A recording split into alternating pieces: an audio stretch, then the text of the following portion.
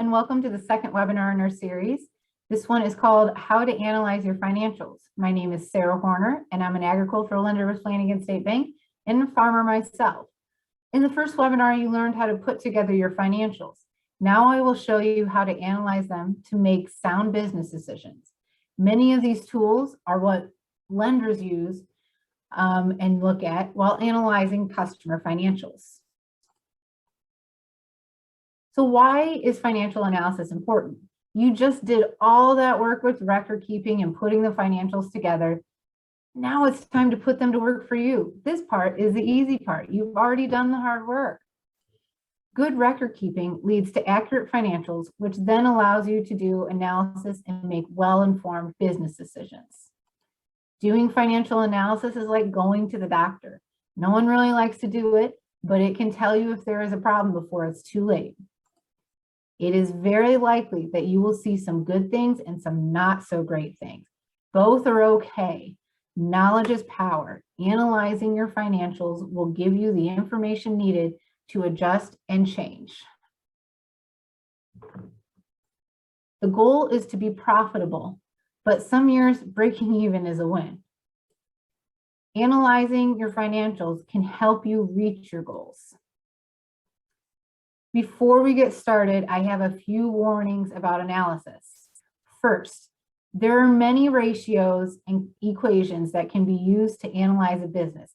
I am picking out the ones that are most used by lenders, the ones that are our go-to ones. There are a lot of them out there though. So if you're wanting more in depth, Michigan State has a really good website where you can look up more in depth ones, but these are just the basic ones. These are the ones, even on my farm, I quickly go through. There is no one formula that can tell you exactly what is happening in all of your business. Each one tells you something different. You will need to utilize multiple equations and ratios to get a complete picture. Looking at one equation or ratio is like trying to put a jigsaw puzzle together with only one piece. You cannot see the big picture without other pieces of the puzzle. So what puzzle pieces can we use to see the whole picture? Today, we will be looking at common ratios and equations that lenders use to assess an operation and that you can use to assess your own operation. Using the TLC farm financials that we did in webinar 1, we will cover tools to help you gauge your liquidity, solvency, efficiency, debt repayment capability, cash flow analysis and troubleshooting, and some additional tips that I threw in there. So with that, let's get started. The first thing I check as a lender are liquidity formulas. Liquidity, if you recall from webinar 1, means it can be easily converted into cash and or includes cash. Cash is probably the most liquid thing you have. Not probably, it is. For these two equations, we will only be looking at the current asset and current liability section of the balance sheet. If you recall, these sections are always at the top of a balance sheet. They have the most liquid assets such as cash, inventory, market livestock, and liabilities that are due within the next 12 months.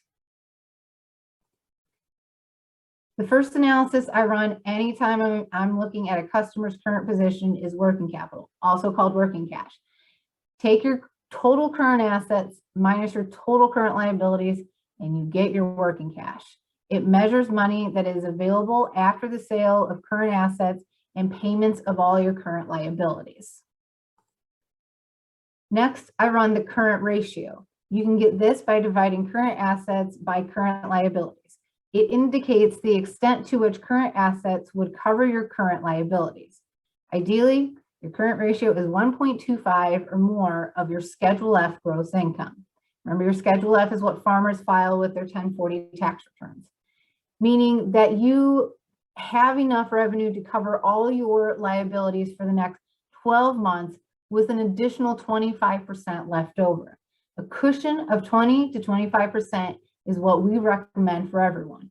That is your rainy day fund. The working capital equation and current ratio are important because they will tell you right off the bat if your farming operations are covering your debt. It will tell you if you have a surplus or a shortage of money.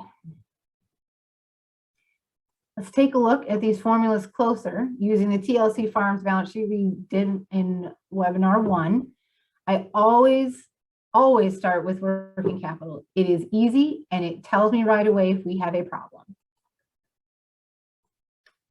We can see that TLC Farms has a total current assets of $10,500 and total current liabilities of $9,425. And again, I got that from the very bottom of the top section of your balance sheet. The formula for working capital, again, is current assets minus current liabilities. Inserting TLC Farms information, we get 10,500 minus 9,425, which equals 1,075. Remember that number because you will see it again in this presentation. At the time their balance sheet was compiled, TLC Farms will be able to meet all their liabilities due within 12 months and have $1,075 left over. Money left over is always a good thing. Taking those same numbers, we can find the current ratio. The current ratio is current assets divided by current liabilities. So 10,500 divided by 9,425, which equals 1.11. At this point in time, which again, a balance sheet is at a point in time, TLC Farm will meet all liabilities due within 12 months and have 11% left over. If a current ratio is exactly 1, then an operation will cover all their current liabilities exactly with no money left over or a shortage. They have broken even. In other words, their current assets equal their current liabilities. If it's less than 1, then an operation does not have enough current assets to cover all their liabilities within the next 12 months. Those are the equations and ratios we use to determine liquidity. Just remember, when calculating liquidity ratios, you will only use the most liquid part of your balance sheet, which is at the top, just the top sections, the current sections. Like I mentioned before, working capital is extremely important and is often the first thing a lender will look at when evaluating a loan. Most everyone has a year or two in their farming careers, which usually and hopefully lasts decades, where they have negative working cash. It is very common to have a negative working capital when you are just starting out as a farmer. Your money goes to investing and building your business. So if you have a negative working cash, do not panic. Dig into what is causing the shortage and adjust as needed. What you don't want is to carry negative working cash year over year and have it snowball into a bigger number. Make sure you keep it manageable. And your goal, again, is to have break even or to make a profit. So you either need the current assets to equal the current liabilities or the current assets to be higher, preferably higher than the liabilities. Adjust as needed. Okay, that's a big key. Adjust as needed. Oh, I'm sorry, I'm a little behind on here, but again, don't panic, dig in. After we look at liquidity, then we look at solvency. Solvency is the ability to meet all debt if a farm were to have to sell the farm immediately. In other words, are there enough assets to cover all debt? There are two ratios we use to determine solvency. The first is debt to asset, which is calculated by dividing total liabilities by total assets. This ratio determines the percent of each dollar of asset that is borrowed. From a lender's perspective, the higher the number, the higher the risk. An excellent ratio would be 25% or less. Next, we have debt to equity ratio, which is calculated by dividing total liabilities by net worth. Also known as the leverage ratio, this ratio tells you how much of the farm is owned by the bank versus the operator. Basically, how much of the farm has been leveraged in debt. Solvency ratios are important because they indicate an operation's ability to meet long-term debts.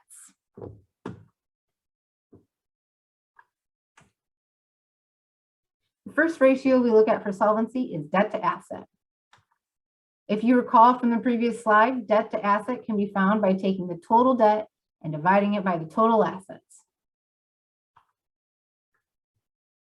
Using our TLC Farms balance sheet,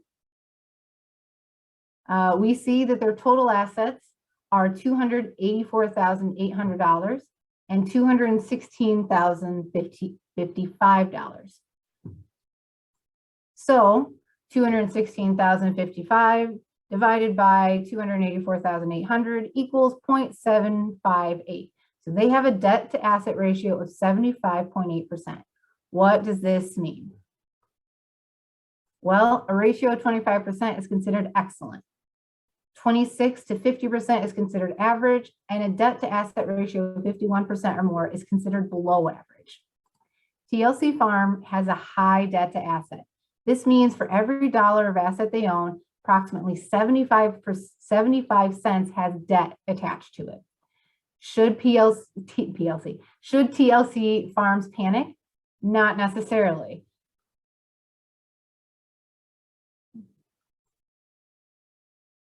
So now that we have the debt to asset ratio, we can start looking into the cause of the high ratio and how to fix it. Let's look at some common causes. Beginner farmers usually have high debt to asset ratios due to the high startup costs of farming. They must buy machinery, inputs, and possibly land.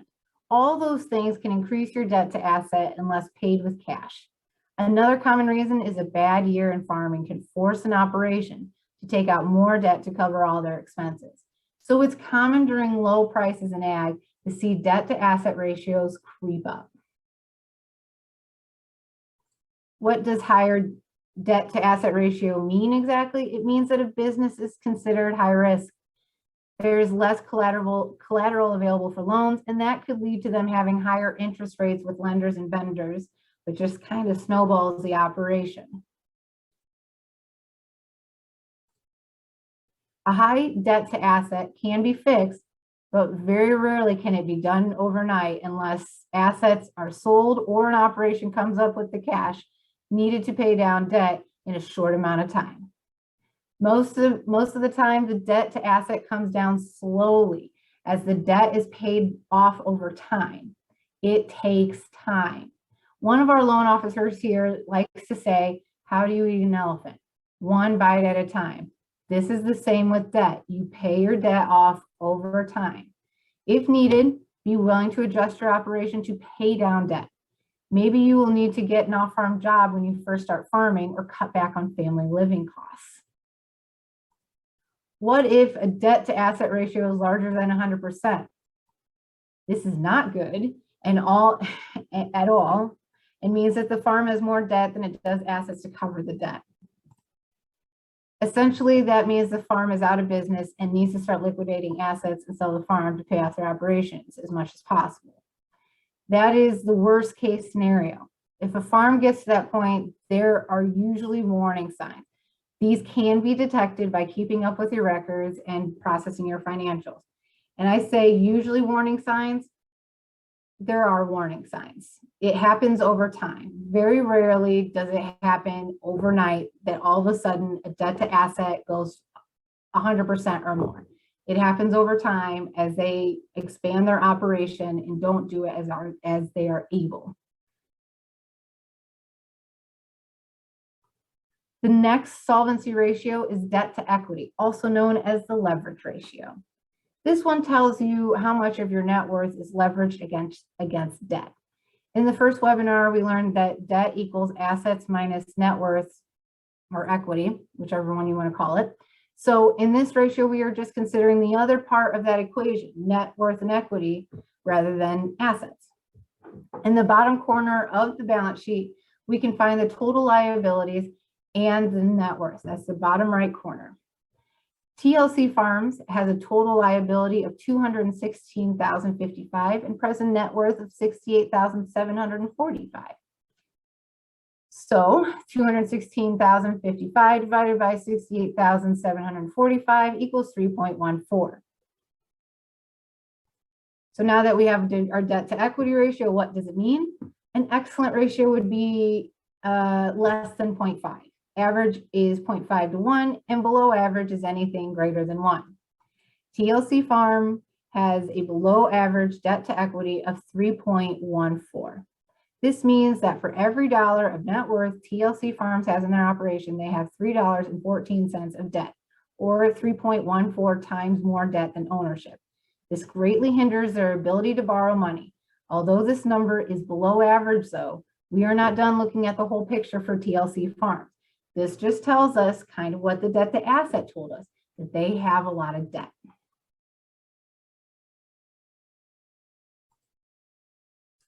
The next thing we are going to analyze is efficiency of operating expenses. This equation specifically measures what it costs to generate $1 of farm income. We use a farmer's Schedule F from his or her tax return to run this analysis. If you recall from the first webinar, most people file their taxes using cash basis. So this analysis is normally based on cash basis, not accrual. To get the operating expense efficiency, take total operating expenses minus depreciation, then take that number and divide it by gross revenue. On your Schedule F, that's box 33 minus box 14, then that number divided by box 9. Those boxes are highlighted on the right for you to see. And again, most farmers, in fact, all farmers should have a Schedule F in their taxes. So all farmers can run this, whether they have, do records every month or not, because they will have a Schedule F when they file their taxes. Your operating expenses are any expenses incurred to generate income. Since depreciation is a calculation that is not used to generate income, we remove it, which is why we take the total expenses and subtract out our depreciation. Using TLC Farm Schedule F from webinar 1, we get $47,000 for total operating expenses. They claimed no depreciation, and the gross income is $45,700. So 47,000 minus 0 equals 47,000. 47,000 divided by 45,700 equals 1.02.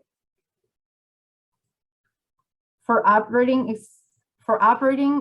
expense efficiency, anything 50.5 or less is considered excellent. 0.51 to 0.65 is average, and 0.66 or greater is below average. TLC Farms has an efficiency of 1.02. That means for every $1 of income that they earn using cash basis, they spend 1.02 in operating expenses. 1 would mean they are breaking even.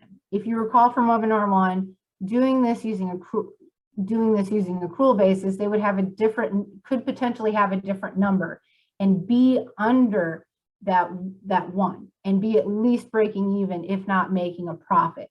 And in fact, if I'm recalling webinar 1, they did have negative net cash farm income, but their net accrual farm income was positive. So they could be under 1 if they have the accrual adjustments.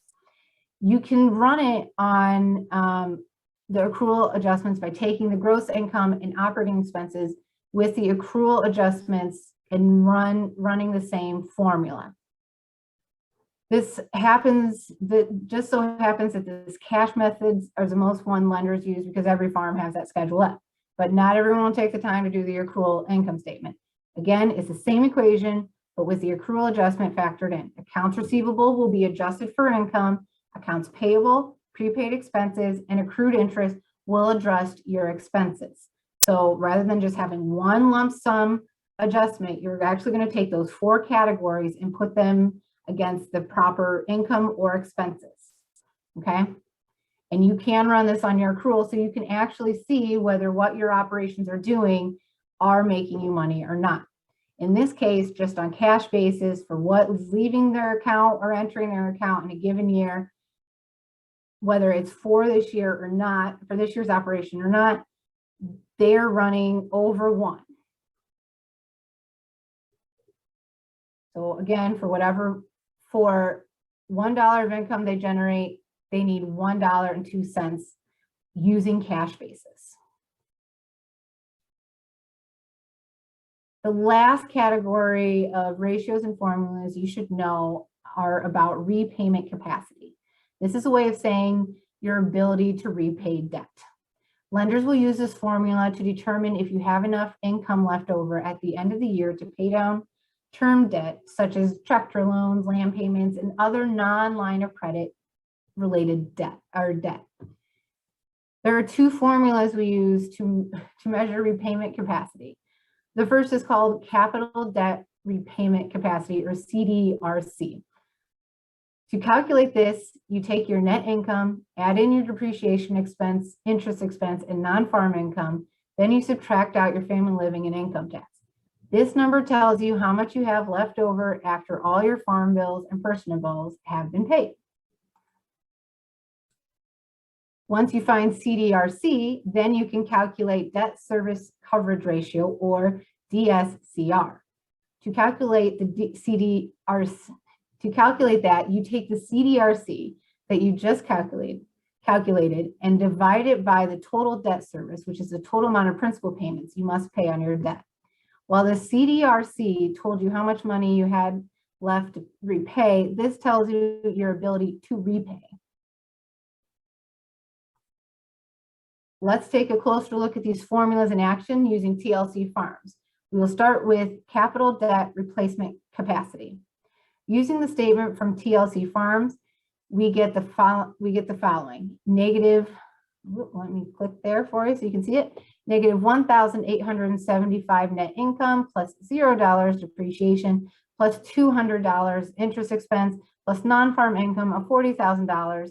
Then we subtract out $35,000 of family living costs, $2,500 of income tax, which gets us $4,575. That means TLC Farms has $4,575 left to pay principal payments on any outstanding debt.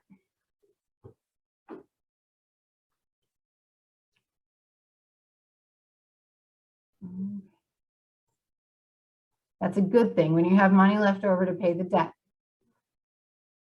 So remember how at the beginning we had some not so great numbers, but now we're looking at some numbers that are good. They're all puzzle pieces, part of the bigger picture. Once we calculate the CDRC, then we can calculate the debt service coverage ratio, or DSCR. Recall that DSCR equals the CDRC divided by total debt service. And yes, I know these can be a bit of a tongue twister, but you'll get it eventually, and oftentimes I may even have to be like, wait, which one am I looking at right now? Using TLC Farm financials, we use the CDRC of 4,575, then divide it by 2,000, which is their the farm term debt paid. That gets TLC Farms a DSCR of 2.28. This indicates that for every dollar of term debt, they have $2.28 of money for which to pay, which is a good thing. That means they will have money left over. If DSCR is less than 1, that means the farmer does not have enough money to cover all their debts. If it equals 1, that means they have the exact amount needed to cover debt. And when the DSCR is greater than 1, it indicates that a farmer not only has enough money to cover their current term debt payments, but they also have enough that they could potentially add more debt, meaning they have room to add some more debt payments if they want.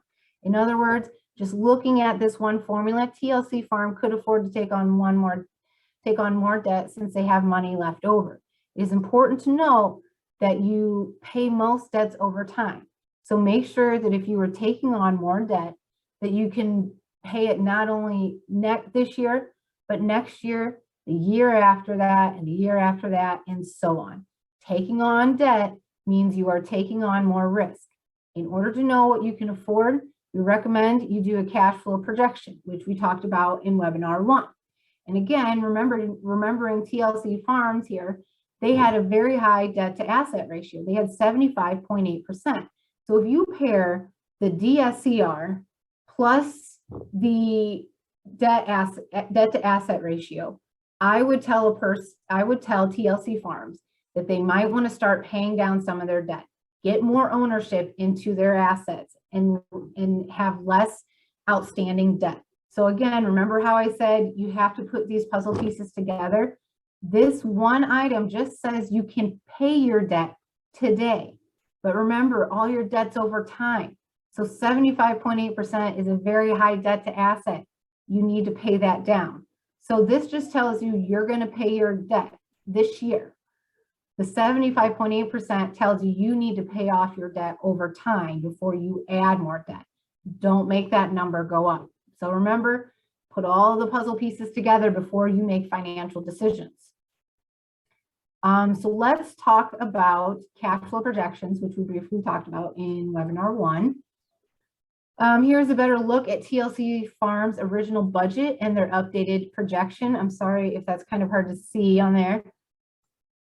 At the beginning of the year, they were projecting a positive margin of $1,700, not including working cash from 2020, and $2,775, including the working cash of $1,075, which remember we calculated earlier. So now you're seeing how you can use different ratios and different numbers and plug them in on different parts of your analysis to help you get a better, bigger picture of your farm. By June 30th, they have updated their projection using actual numbers from Jan 1 through June 30th and projected the rest of the year. So they projected July 1st through December 31st. They are now projecting they will have a $550 margin, which is a change in position from their original projection of negative $2,225. Right now, you might be saying 550 is still positive, Sarah, so that's good. And it is, but the trend is not. And in 6 months, they lost $2,225 of their projected position. And again, these are just estimates, but that's something to kind of look at. And this is one of those things where if you do this often, you can catch things before there's an issue. If this trend continues, they're not going to have a positive number. Adjustments need to be made to ensure they stay positive. 550 is a tight margin. There's not much room for error with that tight of a projected margin. And given that you're using estimates, it very well could be negative by the end of the year. There's always a margin of error when you estimate. So that 550 in all reality at the end could be higher, but it also could be lower. This is one of those moments where you can catch something before it snowballs. So what options are available for farmers if their cash flow is not working? Essentially, they have 6 options. They could increase farm income, increase non-farm income, reduce farm expenses, reduce family living costs, reduce term payments, term payments or debt, and finally sell assets. Maybe one of these will work, but it is very likely that a combination of them will need to be done. The important thing to do is to not panic if your projections are not good. They are just projections, but they should still be taken seriously. Do not hesitate to make little adjustments now so that you don't have to make bigger, more complicated adjustments later. I'm going to repeat that one because that's very important. Do not hesitate to make little adjustments now so that you don't have to make bigger, more complicated, possibly more painful adjustments later. Farming is a risky business and has a lot of factors that are out of control of the farmer. So all farmers will very likely have a year in their career where they will need to make adjustments that are more painful than other years. What are some options for fixing those cash flow problems? We talked about, we mentioned family living costs. Family living costs are often an issue when it comes to money problems in a farm operation. These costs need to adjust with the markets. If weather is bad one year and revenue is down, then farmers need to make sure that their living costs adjust too, since they will net less money. That often means there are years, even when we were growing up, where our vacations were just a weekend vacation to the museum in Chicago real quick, and we came home the same day. It happens in farm families where you have to make those type of painful choices, but you make those choices so that you can farm another year. It's also important that you are always evaluating your business and what makes you money and what doesn't. Maybe you have a product that is losing you money every year. Be prepared to change what you grow or to find new income sources for your farm. Diversifying is a very good idea. You're not putting all your eggs in one basket that way. And I do want to go back to family living real quick. I know I just jumped around there. One thing that farm families cannot help right now is health insurance. If there's no off-farm income, health insurance is a large part of your family living. And right now, the trend of that is to go up every year. It's a huge part of your family living, but it's needed as part of risk management. So your family living has things that you can't reduce or eliminate, but they have things you do. That's why it's so painful. It's usually the fun stuff that you have to take away. The main point is to be ready to change and adjust as needed. I don't know how many times I've said adjust as needed, and I know I've said it a lot, but that's what is needed when you run a business. You have to adjust as needed. I have that in bold and underlined for a reason. The worst case scenario is when you start selling assets. At that point, you are taking away the tools you need to operate a farm. If you had to sell your land or your house, then that's it. Your career in farming is over. At that point, it's clearly too late to do anything. But you have time to get there though. Like I said, usually you can't pay down debt overnight, but also these issues don't pop up overnight, okay? You can fix these things. You also might have to reevaluate your goals and adjust your timeline for achieving those goals. So maybe you put off buying that new truck for another year or so, or you must wait to put in an irrigation system. Be flexible with your goals. If you are breaking even or making some money, then you are still in business and have given yourself another season to get closer to achieving them. But be ready in the short term to make those adjustments, okay? You might also need to consider spending less time on the farm, which I know you're thinking, Sarah, that's counterintuitive. I'm a farmer. But maybe what your operation needs is for you to get an off-farm job to help pay for family living costs rather than for the farm paying for it. Family living is a very common expense that forces farmers and their families to get off-farm income. I remember I was talking about health insurance. You have your health insurance, your mortgage payments, your groceries, your car payments. That all comes out of family living. That shouldn't come out of your farm operating expenses. Health insurance, like I mentioned, is a huge expense for farm families, and it is increasing. So it is very common that if there's two people in an operation, that one person, one of the spouses is has an off-farm job just for the insurance. Or if you are the only person in an operation, you might need an off-farm job, again, just for the insurance. You essentially have a full-time gig and become a part-time farmer. But again, if you are slowly growing your operation, you could eventually someday over time reverse that. Maybe you get a part-time job and then you become a full-time farmer. So we talked about be ready to make changes to at least break even or make a profit. It means you're in business for next season. So there are some analysis that you can do even when you are cash flowing and have positive margins to make sure your farm is prepared for anything in the future. One such test is the shock test. The shock test is a useful tool in risk management. Using your financial information that you have, see what happens if your operation experienced a 20% loss of income, a 10% increase in farm input expenses, 3% increase in interest rates, 25% increase in income tax and or real estate taxes, and or 40% reduction in farmland values. In particular, right now, the interest rate is very applicable. Interest rates are very low and they have nowhere to go but up. They will, when they go up, they won't go up high overnight, but they will go up someday. Can your operation handle if your interest on your land note, for example, goes up?